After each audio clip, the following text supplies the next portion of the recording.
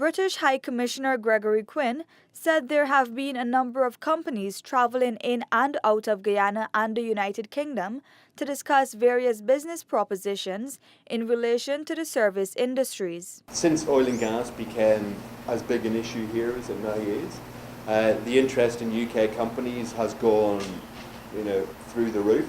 I mean, we are now at the stage where we're seeing new companies coming out here every week.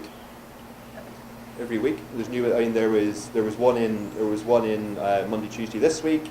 We've got another one coming in next week, and a lot of these are like sort of service companies and service industries. The British High Commissioner also explained that companies outside of the oil and gas sector are also displaying an interest to invest. There's lots of other sectors where people are thinking of, well, once the money starts to come in and people have more money and more disposable income, there are other areas, be they consumer goods or whatever, where there's a potentially bigger market. With all of these private investments occurring, the ambassador underscored the urgency for the government to put legislation in place to govern the prosperous sector. The movement to do legislation on the petroleum commissions for the sovereign wealth fund, local content, that's moving forward, and that is important, and that really needs to be resolved, as soon as possible.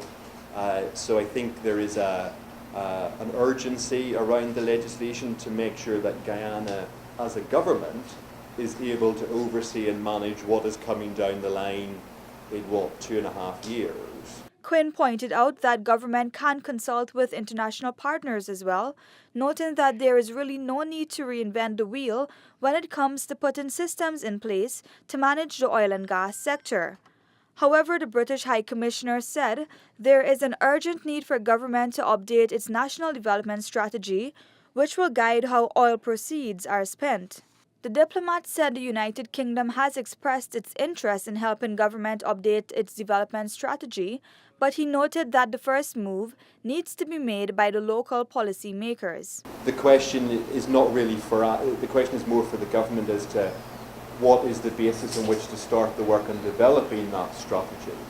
Do you want to start from scratch, or do you want to build on something which might already exist? Guyana is expected to begin oil production in 2020. Davina Samaru, Newsroom.